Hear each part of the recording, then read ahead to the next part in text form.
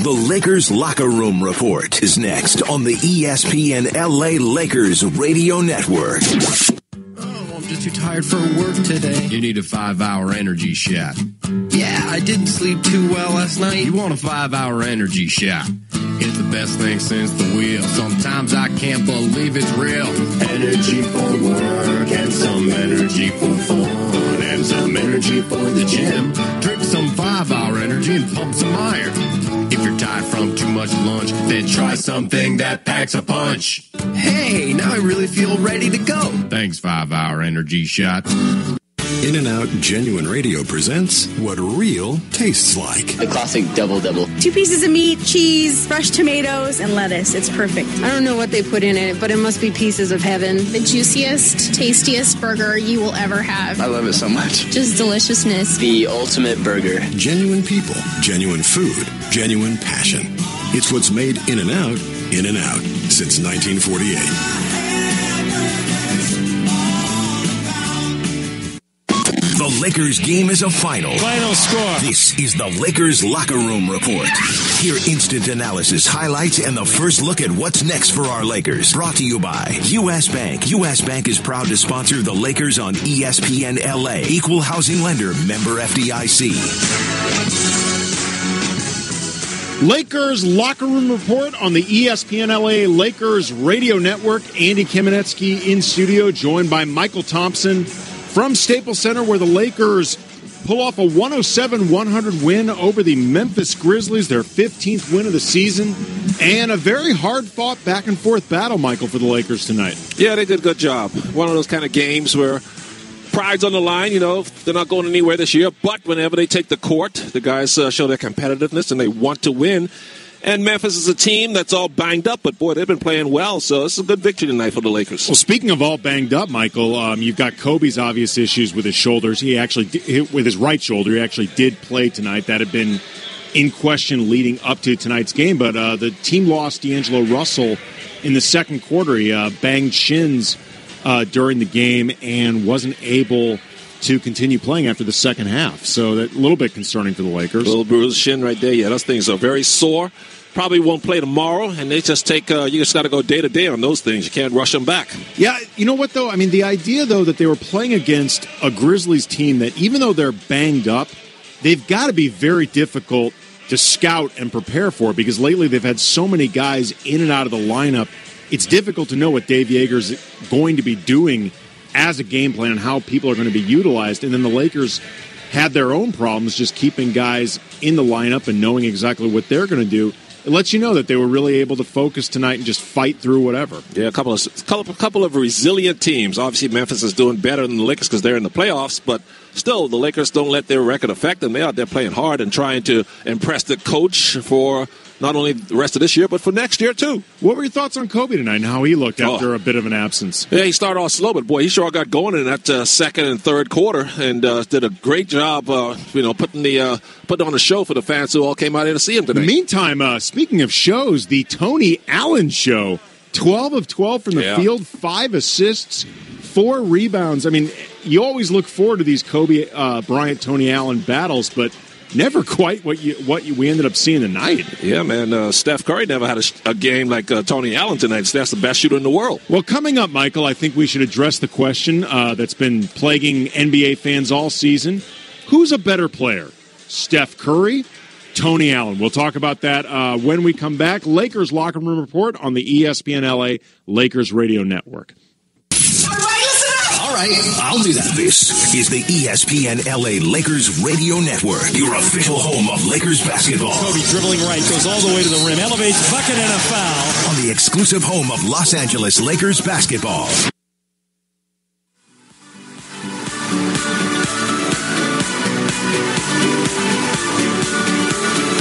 This is ESPN LA 710.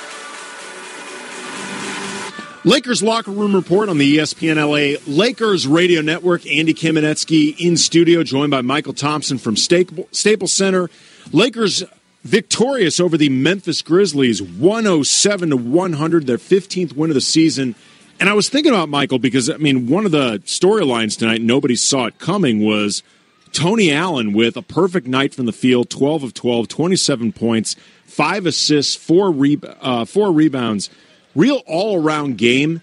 And I don't mean this as a slight against Kobe, but when you consider just in the past, those two have had their battles one-on-one, and Kobe said Tony Allen's the toughest defender he's ever faced, that Tony Allen would even have the energy to put up the type of numbers that he had tonight just lets you know where Kobe's at, but also just how much energy is required from Kobe to play where he's at right now. Oh, yeah, 37 and all banged up, that his body just, breaking down on him every week, it seems like. Kobe's showing a lot of guts and toughness, which we always knew he had, to go out there and show his appreciation for the fans, because if this was not his last year, if he was going to play one more year, he wouldn't be playing right now. Oh, there's no question. I mean, that shoulder, I can't imagine what it feels like for him just when he's casually warming up. I mean, forget, trying to drive at all, trying to back somebody down, trying to put up a shot with a defender in his face, just warming up against nobody. It just must be intense pain for him. Well, his shoulder's being held on with duct tape and super glue. and wishful thinking. That's right. At this point, I mean, do you think he's going to play tomorrow night in Phoenix? Yeah, last trip to Phoenix, he'll play tomorrow. Even if it's only a quarter, he'll play tomorrow. Maybe he might just play the first quarter and the third quarter, but he's definitely going to play. Yeah, it's got to be for him right now. It's such a delicate balancing act, and he's just looking ahead, going, "All right, got to get into this one. Don't know if I can get into this one." Just it's tough. It's really tough when you want to play. He definitely wants to play in Phoenix because a lot of Laker fans are over there too. Last trip to Phoenix. Friday, do we have a game Friday? Who do we play? Yeah, we do. We host Denver. Denver, okay, so who knows? He might sit that one out. We don't know. We're just guessing here, folks. But Washington comes in with John Wall on Sunday. It's an exciting young team. Then, of course, after that, you've got, who you got left? You got Boston coming in. I got to look at the sched real quickly. You got Boston and the Clippers, I believe, or anyone. So, but there are some special games yet to be played. Oh, Dwayne Wade's coming in town, so he'll definitely play at that one. Yeah, it's a real guessing game right now for Kobe and Lakers fans, and everyone's just playing it by ear. When we return, I'll be joined by Alan Sliwa, break down the game a little bit further. Lakers Locker Room Report on the ESPN LA Lakers Radio Network. This is ESPN LA 710.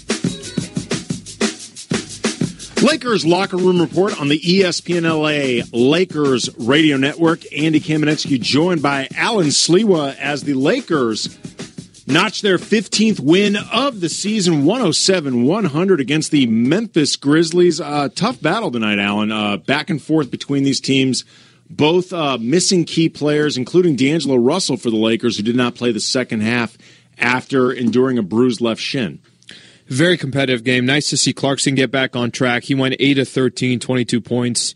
Randall with a double-double. Brandon Bass, really consistent over the last couple of weeks.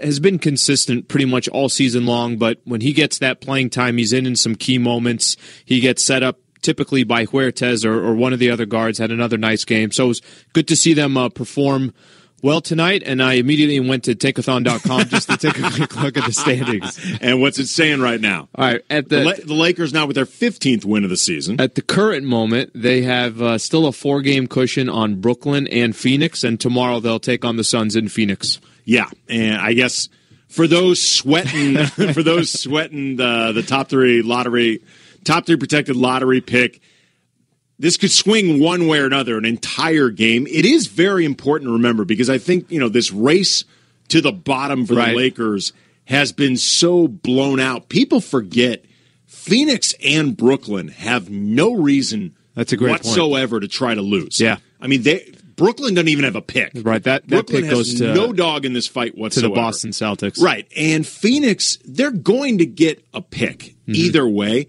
And, while you'd rather have 2 than 3, it is not so deathly important for Phoenix that they actually have to try to lose out the string just to get 2.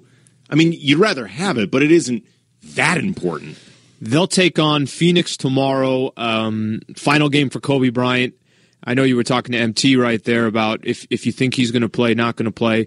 I can see him going tomorrow, playing either a half or maybe some limited minutes for his last opportunity. Phoenix, we forget the history that the Lakers have had against the Steve Nashes, D'Antoni, and Amari Stoudemire. People remember in 06 when Kobe put his huevos in the face of Steve Nash on that dunk. And then who was that against? Was it Alvin Gentry, the coach at the time, where he just kind of flew around? Yeah. The good old days. Now the Pelicans coach. I think Kobe's going to do what I call the Mr. America. He's going to play some pretty limited minutes, then do the wave to the crowd. Like, again, the Miss America type thing, saying goodbye to everybody in Phoenix. And I expect he'll play. I don't think he's going to play that much. For those able to continue listening on the ESPN LA network, we will continue breaking down tonight's win, 107-100 over the Grizzlies. Everybody else, thank you very much for listening. Andy Kamenetsky, Alan Sliwa. It's the Lakers Locker Room Report on the ESPN LA Lakers Radio Network. You've been listening to the Lakers Locker Room Report, brought to you by Pizza Hut. Order tonight at pizzahut.com. Gardens Casino. Get your game on at the Gardens. Hear every second of Los Angeles Lakers basketball all season long, right here on the ESPN LA Lakers Radio Network. It's the pride. Kobe driving towards the hoop. Powers up, foul. Count if it goes, it goes. Kobe Bryant's going to get three the old-fashioned way. And passion. Over to Kobe. Three-pointer by Kobe. Good. Boy, did he bring his three-point game tonight. And the history of the Los Angeles Lakers. Magic down the middle, just what I thought. A hook shot at 12. Good! It's the celebration of the greatness. Hand off to Kobe. Oh! Two-handed slam dunk on the weak side. And legendary performances. 9 to shoot. Gets the screen. Pulls up like 1-3. Buries it. 70 for Kobe. What did you say? I saw Kobe score 81 points. From Kobe Bryant as he plays his farewell season. It's also a look to the future. Left side, Hibbert, down low, Clarkson in front of the rim, scores, and the Lakers have the lead. The history of one of the greatest franchises in sports is made here. The ESPN LA Lakers Radio Network. This is the ESPN LA Lakers Radio Network. Clarkson right side to Russell. Three-pointer for the tie. It's good. Your official home of Lakers basketball. A new hope. Randall in traffic. 8-foot follow. A tough shot. Julius Randle buries it. Veteran leaders. Kobe's got it. Three-pointer for the lead. It's good. And the pride and passion of the NBA's premier brand, the purple and gold. Kobe with it on the right side. 15-footer good. Kobe. We are Laker Nation. The ESPN LA Lakers Radio Network. Lakers basketball is a final, and now it's time for your chance to react. Hi, it's Kobe Bryant. Light it up, Southern California. This is the State Farm Postgame Show on your home for Lakers basketball, ESPN LA 710. Your first chance to let us know how you feel about the game and how our Lakers did, plus full game recap and highlights. React now at 710 ESPN. This is the State Farm Postgame Show. State Farm, we exist to assist.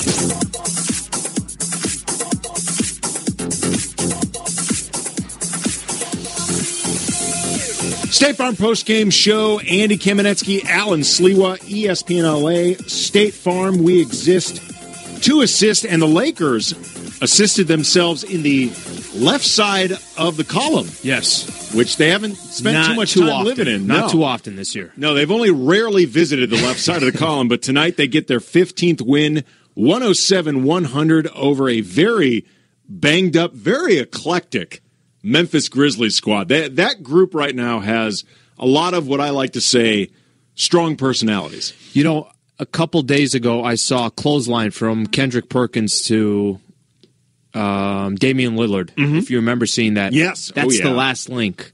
That's the last piece. If he can somehow find a way in Memphis, you have arguably the fiercest team that you can possibly face in any kind of alleyway that you'd ever face. Well, I mean, you really, at that point, the Dave Yeager and the Grizzlies front office, they're really bringing in Perkins just for ambiance because he would be ineligible to be a part of the playoff roster, and the Grizzlies are looking like they're pretty locked into that 5 spot. So Kendrick Perkins wouldn't be able to help them in the playoffs on the court, although one could argue he doesn't really help you on the court anyway. Only the last 4 years. So, but I mean, right now, you're looking at the starting 5 for the Grizzlies right now. Zach Randolph, Matt Barnes, Birdman, Tony Allen, Ray McCollum. And then you got off the bench Lance Stevenson, Ryan Hollins, PJ Hairston is currently injured right now, but available. That's a potential hotbed that's a powder keg when things don't go well. Is Conley coming back for the postseason, or he's questionable as well? I think they're still waiting to figure that out. They're still waiting, and obviously any noise they can make in the playoffs depends on Conley, because Gasol is absolutely out, and this Grizzlies bunch, they've worked pretty hard, and they've actually staved off what I thought was going to be an absolute collapse after these injuries. With a group that's given sort of paper-mache'd together on the fly, but they need Conley to do some damage. In the meantime, though, the Lakers, speaking of both working with an inconsistent group of players, but also injuries, D'Angelo Russell left tonight's game after a second quarter bruised left shin. He didn't end up returning. He's questionable for tomorrow night's game in Phoenix.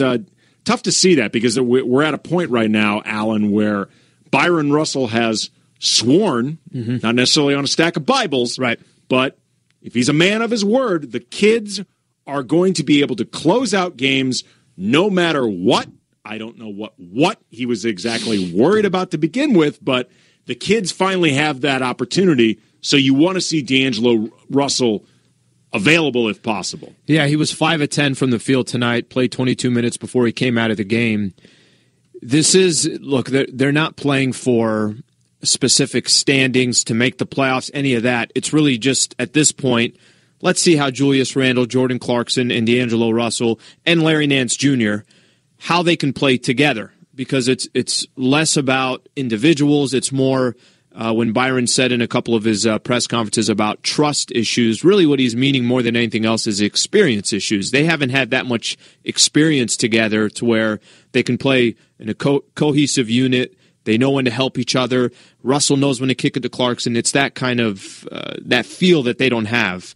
If they don't have him for a number of games, well, you're pretty much the season's over, and we're just not going to get a chance to see it in this season. Well, I mean, look, trust through lack of cohesion, or trust through guys just being, not on the same page, that doesn't just happen with inexperienced players. I mean, the Lakers at times, when they were either winning championships or in 2011 when the bottom finally dropped out, everyone remembers Andrew Bynum famously saying that this team has issues with trust. And this was a group that had won championships. I mean, this was a group that knew how to play basketball at the highest level in the NBA. Under Phil Jackson, with Kobe Bryant. Exactly.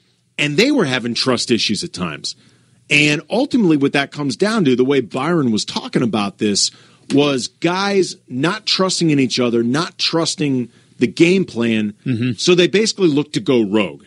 And they look to put it on themselves, not in a selfish way, but just because they feel like, okay, we've fallen behind, it's on me to get us back in the game, as opposed to relying on what we're supposed to be doing and relying on each other, that we can help each other to get back into this. And you're right, Alan, not having D'Angelo Russell there, beyond the way he can make the game easier for everyone else, it just sets back that progress when it comes to getting that trust back.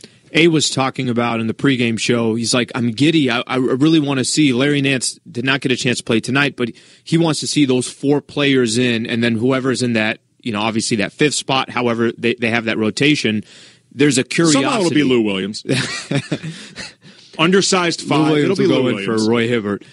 There's a curiosity to see if an up-tempo, young kids run up and down the court, what would that look like? Hopefully we still have that opportunity to see it at some point before the season ends. Yeah, hopefully. I mean, I was talking earlier with Michael Thompson, and he thought D'Angelo probably won't play tomorrow just because, as a basketball player, he's, I'm sure, either dealt with, that same type of bruised shin, or he's had teammates who do it, who've dealt with it. It's very painful. It can be very tender. It can be difficult to try to press your way through.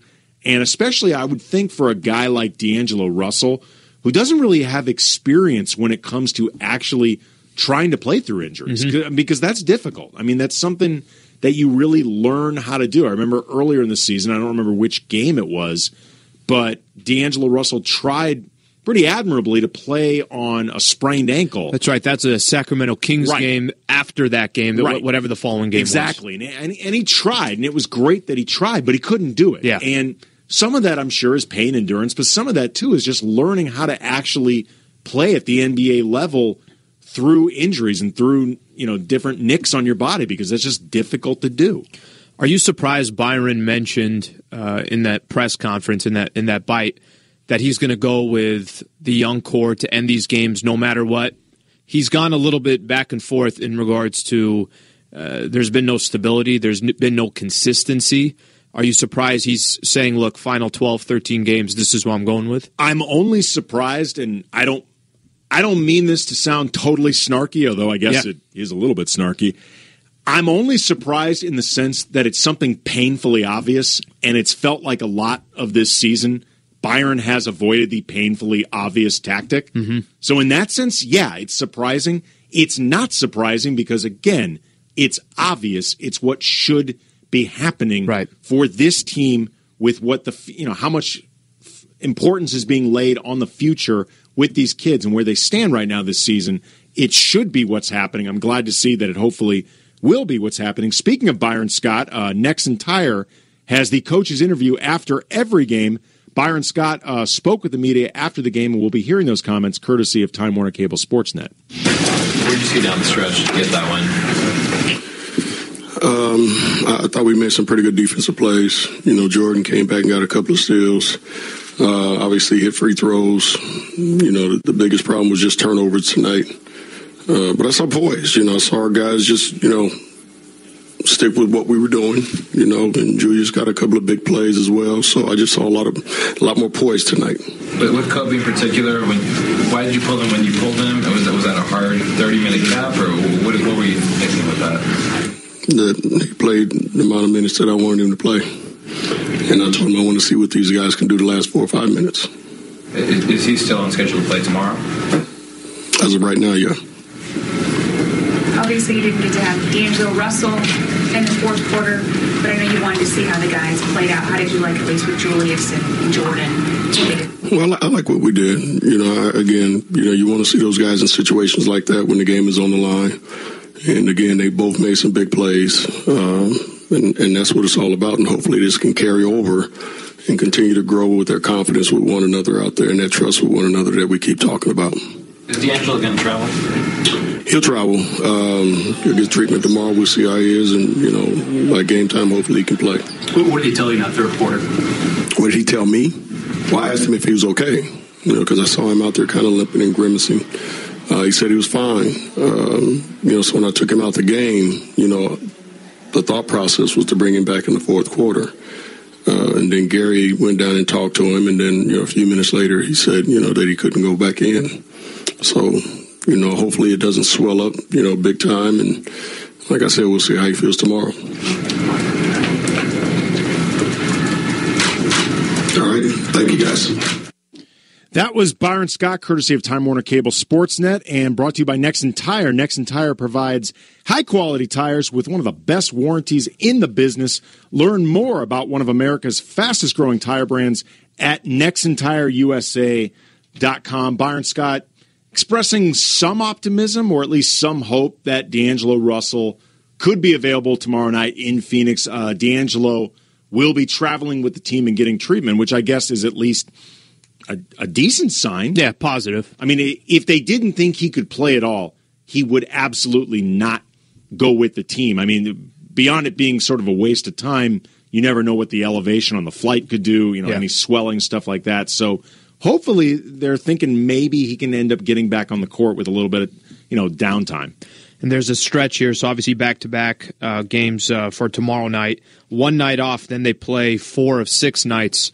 So there's some games coming up. If you can't go tomorrow and maybe just take that extra day to rest, heal, they'll travel back to Los Angeles for that game against Denver. 877-710-ESPN. Let us know what you thought of tonight's 107-100 win over the Memphis Grizzlies. D'Angelo Russell's injury, Kobe's performance, actually available tonight and hadn't necessarily been expected. He had a good second half. Also, we'll be hearing from Jordan Clarkson and Nick Young, who addressed the allegations of sexual harassment lobbied against them. A lot to go over during the State Farm postgame show. Andy Kamenetsky, Alan Sliwa, ESPN LA. Saying goodbye to number 24. UCLA product, Russell Westbrook. When I was in school, he came up there one time. We played pickup, definitely guard him. Just looking for a challenge, and it was definitely a huge challenge for me, but it was a great experience. Hey, it's Kobe Bryant, and you're listening to the home of the Lakers. And we always will be. ESPN LA 710. Here is Allen, and stolen by D'Angelo Russell. Ahead to Kobe. Kobe into the front court on Birdman. Goes right around him. Kobe's dribbling to the rim. Drop pass. Grabbed by Randall. Randall 360. Spin to the rim. Power up and in. Nice shot by Julius Randle to put the Lakers up 7. Offense created by defense, which will make any coach in the NBA happy. The defender in that play was D'Angelo Russell, and that was the McDonald's Defensive Player of the Game. McDonald's, I'm loving it. As mentioned earlier on the State Farm postgame show, ESPN LA, Andy Kamenetsky with Alan Sliwa. D'Angelo Russell had to leave tonight's 107-100 win over the Memphis Grizzlies because of a bruised left shin. He is questionable for tomorrow's game in Phoenix, but he is actually traveling with the team. So hopefully, Alan, there's some hope or at least optimism that maybe D'Angelo Russell could be available to play. Hopefully get some minutes tomorrow night, gets more opportunities to play with Clarkson. If Larry Nance is available as well, maybe we could see the four younger core all play together. Yeah, my guess is it would be the four kids plus Brandon Bass, who is the most natural center they have to close games, but also, too, he's a pretty steadying force defensively. Like, I think he helps get guys in line and get guys where they're supposed to be. Like, he's, I think, sort of like a backline quarterback. And, at this point, all season, he's been the Lakers' best defender. And as much as, there were a lot of people flipping out early in the season because Byron was, pretty insistent on trying to play Brandon Bass as a, basically an undersized 5. Yeah. And I got to say, what we've seen over the course of the year, it confirms what Byron was trying to do. I mean, you understand. I mean, not that the options were all that plentiful, but you can see why Byron wanted to do that, and I think it makes a lot of sense. He's a veteran. He understands rotation. He's been in the league for a long time. The lost art of the low dribble. I don't remember too many power forwards doing this. It's kind of funny, Andy. So many of these big men get the ball stolen from them when they're down low. And Brandon Bass always has that extra low dribble, and he's going just as low as the ball goes to go, obviously back up with the basket. But it's funny watching him play because it is an old-school type of basketball player, and I enjoy watching him. Well, Brandon Bass is a pretty old-school player. I mean, he's literally a little bit older. Well, I mean, on this team, he's like older than Moses old school. How old is he? I don't even think he's. Is he in his 30s right now? I want to say Brandon Bass is 30 or 31. I want to say. This is off the top of my head. I don't know for sure. He's born in 1985, so yeah, he's 30 years old. Yeah, so I mean that's about right. I mean, again, by this team, he's ancient. I mean, Kobe with the players he's playing with. Kobe's older than the Meta World Peace, who got ejected tonight. That was kind of hilarious. That necessary? No. I didn't feel like Meta did it. Meta was obviously angry that the defensive player decided to step on his foot as in his foot was nailed to the ground. Made contact on the with second the referee. You cannot do that. I mean, that's why Meta got tossed, is he made contact with the referee. I actually felt really bad for Meta. I'm like, out of all the players right now leaving this stadium, it has to be Meta World Peace. It just didn't seem like – I know what you're saying. If there's ever any type of contact, I don't think any of it was on purpose, but there was a little contact made. I happen to agree with you. I don't actually think he made – it wasn't like a blatant bump. It wasn't like Meta went out of his way to bump the official or make that type of contact. He was just sort of swinging his arms emphatically and made contact. And maybe there's a little bit of reputation in play, although Meta's been pretty low-key the last few years in the league. But you can't do it. Yeah. I mean, you can't do it. And also, if you're a referee, unless it's like so incidental and the player immediately is like, whoa, my bad, sorry about that, you can't let it go. I mean, you actually can't let it go because that can start to snowball. And it was another referee that actually called the technical foul. Yeah. So he kind of barely brushed upon one referee, but it was the other one that had his back, and that's why he got thrown out of the game. Yeah, I mean, it's just sort of funny because, I mean, it felt like vintage, Meta World Peace / Ron Artest, even though Meta, hasn't, been that type of player on a couple levels. In a long time. In a long time. And, Meta was mad. Mm-hmm. I mean, he was really mad about that. He hasn't gotten a call. I mean, Meta's not gotten a call in a long 2012 was the last time probably somebody gave him a foul. Well, and it's also, 2012, off the top of my head, I'm pretty sure that's the year that he gave that pretty vicious elbow to Harden. It was. That was Mike Brown's first and only full season with the Lakers, and it was heading right into their first-round series, which I think was against Denver. And you thought Meta wasn't going to be available basically for the entirety of that series. And, that I think was an elbow that we can all agree deserved a suspension. Sure. But it was just sort of hilarious to see that. But again, you got Kobe, you got Meta, and then from there, Brandon Bass. He's the elder spokesman of this team, Alan, and he's the one veteran on the team, that isn't named Kobe or Bryant. Mm-hmm. That you were like, all right, he's not going to get moved, and I get it. I completely get it. If you have Brandon Bass, we've mentioned this a couple times, if you have Brandon Bass, Lou Williams, if he's coming off the bench and he's giving you 15 points a game and no more than maybe, let's say, 20 minutes a game, if the scenarios break out in the offseason where they're coming off the bench and there are two potentially starters joining this team, whether one of it be a draft pick or you get through free agency replacing Kobe and Roy Hibbert, might be a decent team. You could be 500 this year. I was looking at the standings yesterday. I think the Houston Rockets are 36 and 35 or somewhere around there, and they're a number 6 seed, or maybe it was the Portland Trailblazers. But the reality is you can be a 500 team in the West and be in the playoffs, which hasn't happened in a long time. Yeah, I mean, it remains to be seen whether that's going to be the case next season. There were a lot of teams this year in the West that either were dealing with injuries or if you're someone like the Rockets, just bad juju. Mm-hmm. All season, right now the latest incident is Dwight Howard and Stickum Gate. By the way, only Dwight Howard is the only player in the league that would get caught using Stickum. It feels so Dwight. Did you hear Steven Adams today? Steven Adams did you hear that quote? Yeah, basically, like maybe that's why the guy can't shoot free throws. But he was great because he said right after, he was like, I can't shoot free throws either, but I could just imagine that maybe the ball's sticking just a little bit longer in my hand. Steven Adams, like, I miss him the old-fashioned way without Stickum. I just miss him because I'm bad. I don't maybe miss them because my hands have Stickum on them. Again, it just feels so Dwight.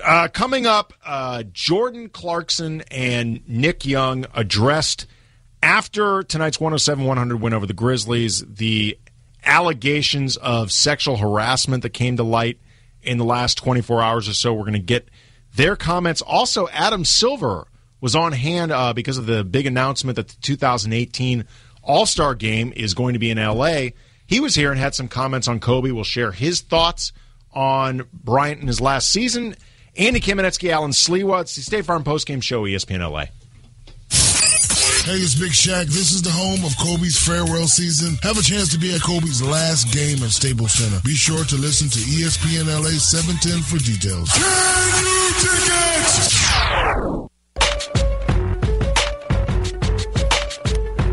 Ball inbounded to Randall. The clock did not reset. Randall has 4 seconds, and he gets it to the front of the rim, powers up, foul and a bucket. Julius Randall took on 3 Grizzlies, scored, and drew a foul. 10 in the game for Randall. Grown man bucket from Julius Randall. Big part of the Lakers' push to pull out a 107-100 win over the Memphis Grizzlies, and that is why, Alan Sliwa, it was the drive of the game. I like it. Brought to you by Subaru Santa Monica. Stop by Subaru Santa Monica today and experience the new one-price policy. Learn more about it at SubaruSantaMonica.com. An LA car guy dealership. Andy Kamenetsky, Alan Sliwa. State Farm Postgame Show, ESPN LA, and as mentioned earlier, Jordan Clarkson and Nick Young addressed the recent allegations of sexual harassment.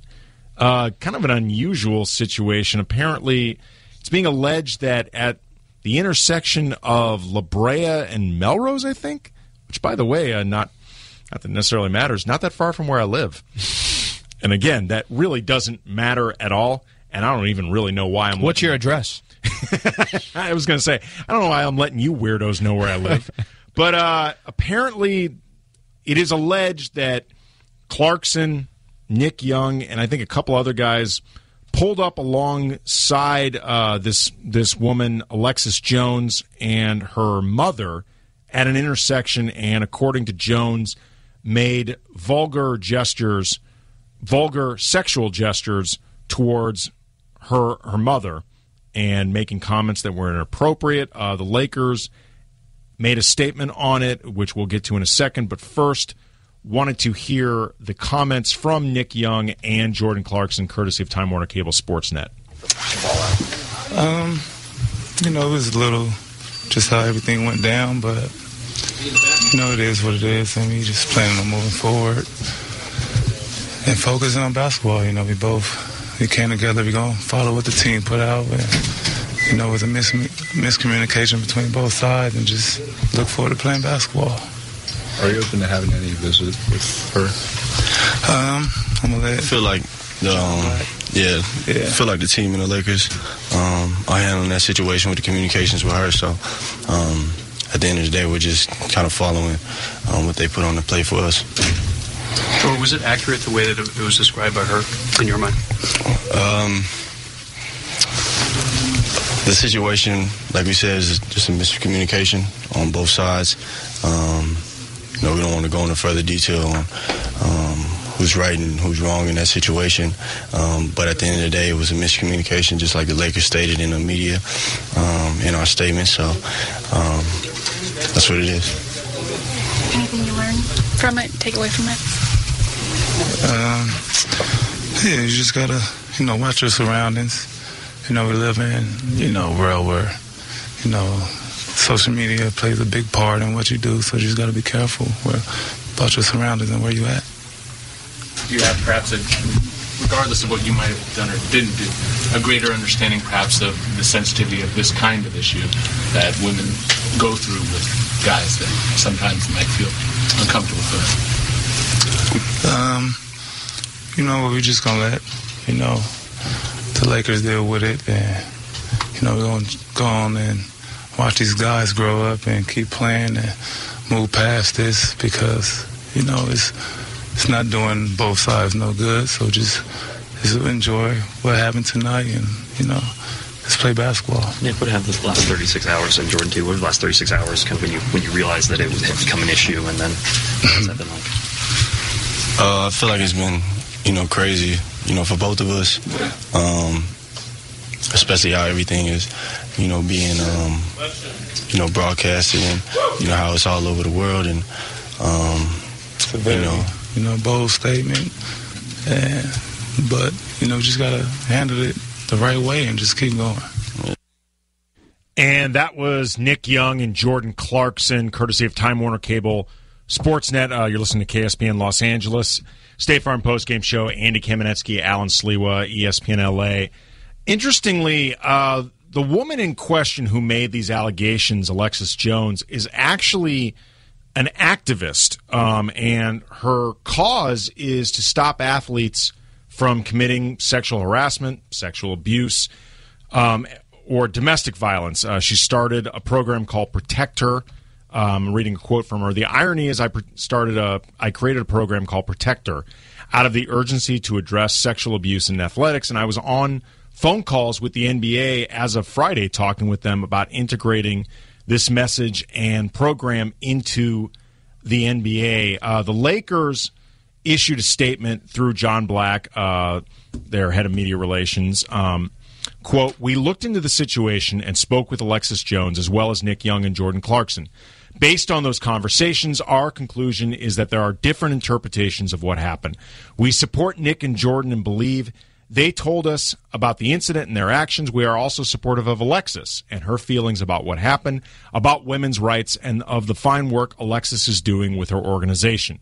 We had several conversations with Alexis and her publicist and tried to arrange a meeting between her, Nick, and Jordan. Unfortunately, Alexis's schedule didn't allow for this to happen yesterday. We will continue to stay in touch with her about the possibility of addressing our team about the important issues with which she was involved. What's your takeaway from hearing the comments from Jordan and Jordan Clarkson, Nick Young, along with this statement, Alan? Well, I think obviously the Lakers had to address the situation. I like that the team immediately reached out to her to get more information. You can obviously tell the team is taking control of the situation. Yeah. And Nick and Jordan, both in their comments, were very much so of let's just move on. There's two sides to the story. Without really having all the facts or without really having, the full story, it's tough to have an opinion on a subject like this, simply because it's a touchy subject. I mentioned this yesterday. Biggs and I were chatting a little bit about it when it was just breaking. You don't have the full story. I can say that I have a mother, 2 sisters, a girlfriend. Right. You look at a situation. You just hope that nobody was doing something that is inappropriate. Not to say that it doesn't happen every single day, everywhere. But if something did happen and there's things people can learn from it, hopefully they're learning from it, and hopefully somebody thinks twice ever if they're in a predicament or a situation like that. I just don't know all the facts, so it's tough to really have too much of an opinion on it. Yeah, I think it's interesting the way in John Black's statement he talked about different interpretations of the incident, because clearly there was some type of exchange. Mm-hmm. If there was no exchange whatsoever, I think they would be saying, we don't know what she's talking about. Mm-hmm. She may have thought we were talking to her, about her, but in the minds of our players, there wasn't even an exchange or even interaction between Nick Young, Jordan Clarkson, whoever else was in this Jeep, and Alexis Jones. If I had to guess, and again, this is purely guessing on my part, but based on the Lakers' statement and hearing the way Nick Young and Jordan Clarkson were kind of talking around this, mm-hmm. I'm guessing there were comments that were probably made in their minds jokingly, and in their minds not meant to seem as offensive as the way they came out. Mm-hmm. And it wasn't something that they probably thought that much about. And, you're thinking to yourself, whatever, if, say you're saying something that's a little bit off color or crude or whatever, we're at a light, we're never going to see these people again, no harm, no foul. Right. And then it turned out that this is somebody who happens to be an activist, and I've actually got hit up on Twitter at Cam Brothers, somebody saying that they thought that this woman being an activist undercuts her case, basically like she's somebody who would be looking for an issue, looking to put players in the spotlight.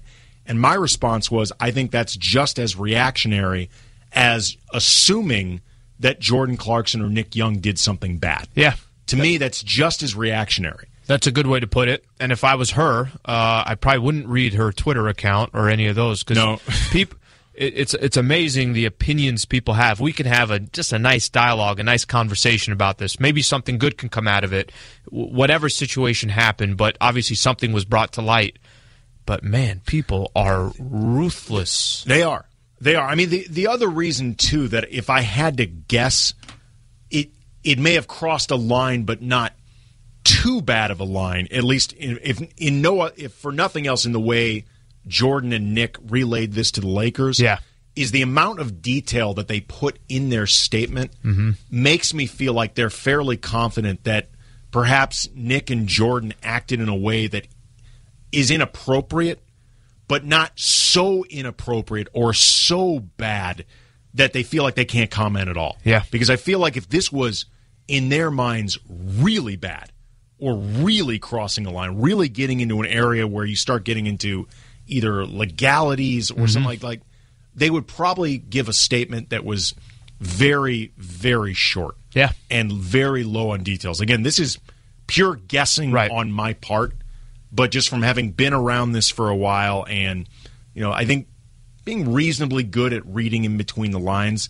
that's my guess. None of this, by the way, excuses Nick and Jordan if they were speaking inappropriately. They shouldn't do that both as just human beings, but also guys who should be smart enough to realize Nick even alluded to this, in the age of social media, anything can end up documented. Yeah. And you got to be both smarter about it and I would say maybe a better person, on both counts. But anyway, the two of them addressed it, and it sounds like it's either going to go away or maybe Jordan Clarkson, Nick Young, and Alexis Jones will sit down, which probably wouldn't be the worst thing in the world. When we come back, Adam Silver with some thoughts on Kobe Bryant in his final season. He was on hand for the big announcement that the 2018 NBA All-Star Game will be in Staples Center in L.A.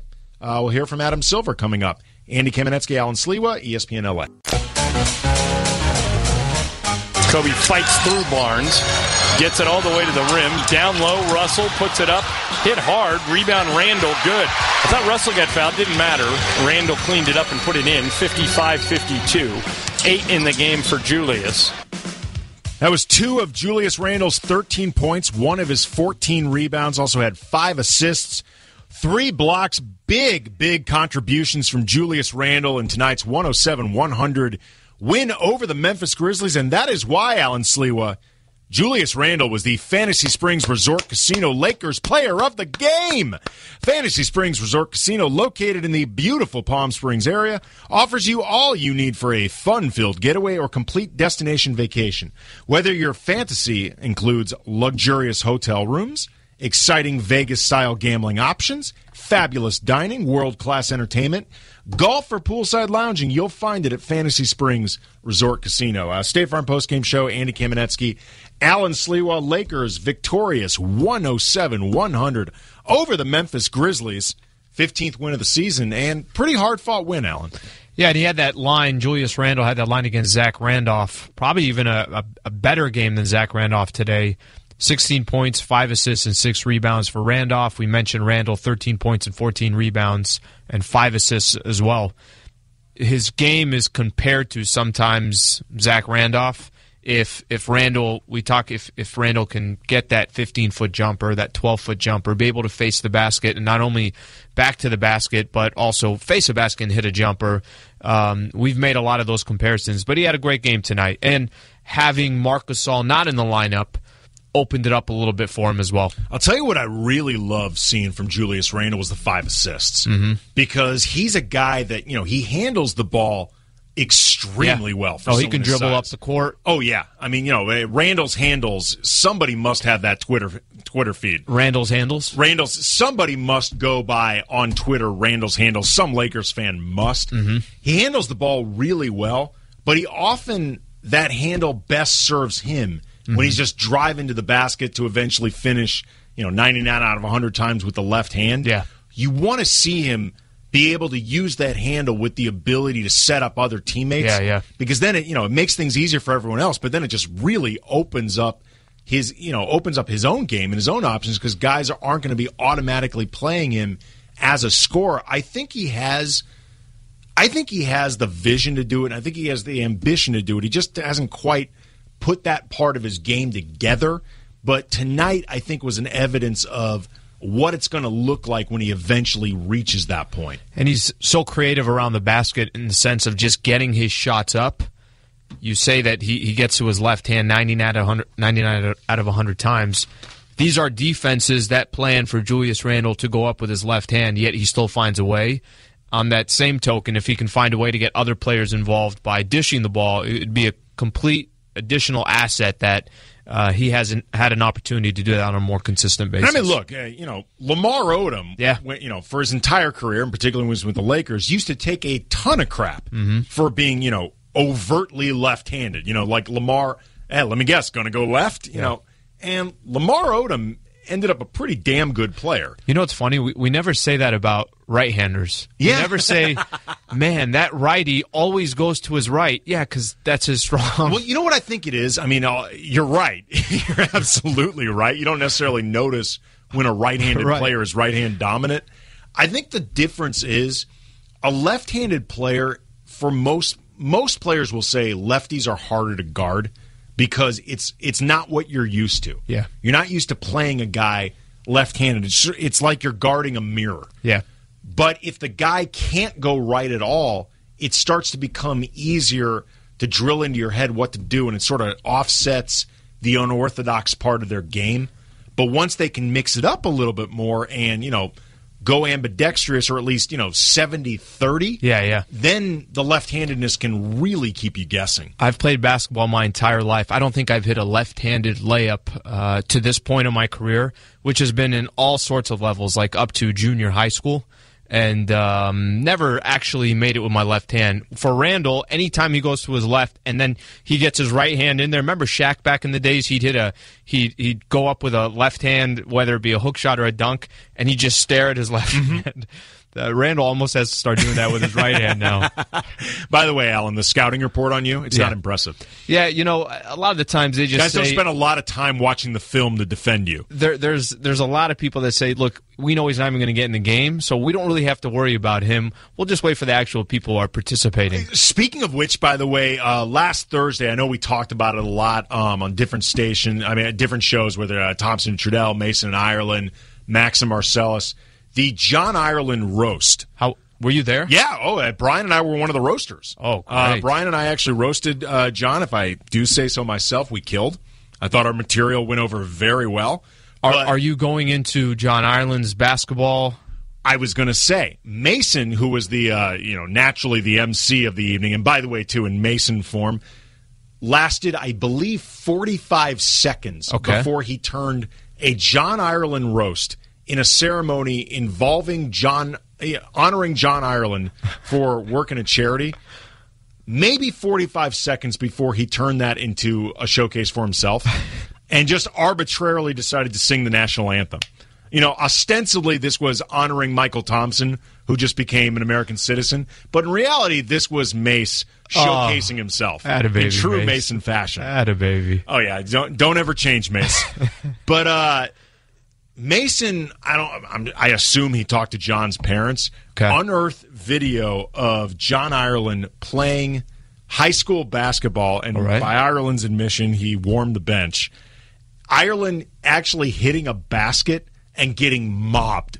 His teammates were so just minds blown that Ireland actually made a basket. He got mobbed. No exaggeration. Mobbed. Those players are trying to do something right. They feel so good for him. But when you really take a step back and you start thinking about hitting just a regular jumper, that reaction is not exactly the reaction that you're hoping for. Because the best player hits the jumper, and they say absolutely nothing to it. Oh, yeah. No, they act like they've been there before. It's very clear John Ireland had never been there before. Coming up, Adam Silver on hand tonight. Talks about Kobe Bryant and his legacy. We'll get into that. Andy Kamenetsky, Alan Sliwa, State Farm Postgame Show, ESPN LA. We're calling it Mamba Monday. Hey, it's Kobe Bryant. Randall back to Kobe, another three. Good again. Listen every Monday in March for your chance to see Kobe live at Staples. You're listening to the home of the Lakers. In his farewell season. Listen every Monday in March. ESPN LA 710. Very well at it. By the way, too, it appears that every 7 years, the All-Star Game is going to be at Staples Center because, like we mentioned, 2011 was the last time it was here, and then the last time before that, 2004. So I guess for those who really like to get their calendars in order early, if you have plans in mid-February 2025, you may run up with a conflict if you're really into the All-Star Game. Like if you know your kid's going to get bar mitzvahed in mid-February 2025, cancel it. You may have some decisions to make. I'm just saying, your kid may become a man at a very inopportune time if you are a big-time NBA fan. Adam, real quick. No, you go. Adam Silver was on hand for this announcement and talked a little bit about Kobe Bryant and what he has meant for the NBA. This is a true partnership, having the All-Star Game here. And, of course, we have two teams that play in this building. And, first of all, Jeannie Buss, truly NBA royalty, the longest-standing ownership family in the league, 37 years now with the Buss family owning the Lakers. The most successful NBA franchise in modern NBA history. So thank you. What a fantastic partner. Got to talk about Kobe while we have you here. Have you been watching him from afar in his goodbye tour? And what are your thoughts on him in his last 3 weeks of his 20-year career here? Yeah, I just say that I've been watching him from afar, but also close up as well. He and I have had many conversations along the way, back from last summer where he was contemplating retirement, and from the day when he called me this season and said, today is the day I'm going to announce it. He's filled with ideas of how he'd like to partner with the league, how he'd like to give back to the game. He's very focused on developing young players. He's spending a lot of time thinking about how he can teach the game. I think each one of those moments, the rundown to the end of sort of Kobe's playing career, I think you never know what you're going to see, and I think he brings something special to each one of those games, and it's just fun to be part of it. And that was Adam Silver, NBA commissioner, talking about what Kobe Bryant has meant to the NBA and to the Lakers. Also, too, the notion of what Kobe's going to be doing once his career ends on April 13th. I mean, it's funny. People always try to put Kobe eventually back into the NBA. Mm-hmm.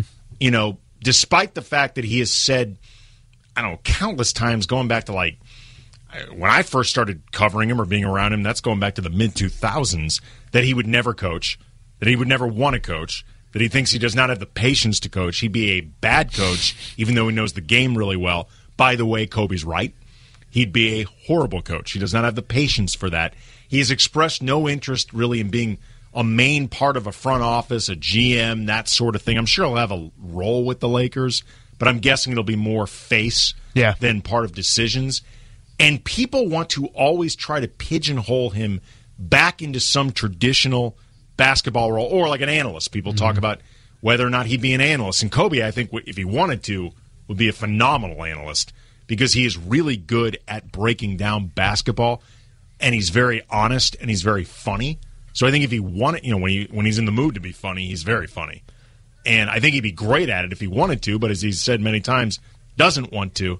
And people, I think, don't want to take him at his word for this because we've seen most players, that is what they do. Yeah. And that's the mold that we expect. And I don't think Kobe's going to follow that mold. I think we'll find out pretty quick in a couple years, being away from the game, if being away for a certain stretch of time, it's something inside of him that says, man, I have to be attached to this in one way or the other. Or, like you mentioned, maybe he just rides off into the sunset. Derek Jeter is a good example where he's not involved. I know it's only been a year, but he's not like involved directly with something, but he's involved with, in his case, it's the Players Tribune, maybe getting involved in that kind of, I guess. Well, Kobe is involved with the Tribune. Right. But Kobe, though, has this intellectual curiosity, and he's got other interests. He's already been part of filmmaking. He's said over and over he wants to get into storytelling, however you define it. But he's also got businesses with Kobe Inc. And I think Kobe has interests that are more varied than most NBA superstars. Most NBA superstars, or at least the type, like Michael Jordan, for example, who Kobe is always compared to. Jordan does not really have any interests beyond basketball that aren't in some way direct competition with the boys. Yeah. Golf, poker, say endurance contests of some type where it's basically competition as traditionally defined. I mean, I don't know if Jordan, I've never heard of Michael Jordan being interested in anything else ever. Yeah. I mean, like the closest thing I've ever heard of him having like a non-competitive hobby would be making commercials. Kobe has a lot of interests that really don't have much to do with sports or competition. And that's why I actually think his transition away from the game probably will be weird for him from the beginning, but I think it's going to be pretty clean. And also for Adam Silver's case, great future for the NBA. He seems to be the perfect fit as a commissioner. Loved what he said about Kobe Bryant. Love what he's done since he sat in that seat. He's a very forward-thinking commissioner, and the NBA, the league's in good hands with him there, too. Yeah, I actually think Adam Silver spent a lot of time observing what David Stern did well as commissioner and what he did really poorly. Sure. And I think he seems very determined to be the exact opposite of Stern with respect to the things Stern did not do well. And we're seeing that right now. I agree with you. Creating his own path. I agree. I think he's actually been thus far a very, very good commissioner. Lakers tomorrow night will be in Phoenix, hosted by the Suns. Kobe's last time in the desert, 7:30 tip Pregame begins at 6 o'clock. Postgame show, me and Alan Sliwa again. Everything begins at 6 o'clock. Hear it all at ESPN LA. State Farm Postgame show. Andy Kamenetsky, Alan Sliwa, ESPN LA. Thanks for listening to the State Farm Postgame Show on ESPN LA. ESPN LA 710. Hi, this is Byron Scott. Hey, what's going on? This is Kobe Bryant. Hey, this is Nick Swaggy P. Young. After every Lakers game, your first chance to react is only here on the home of Lakers basketball, LA Sports.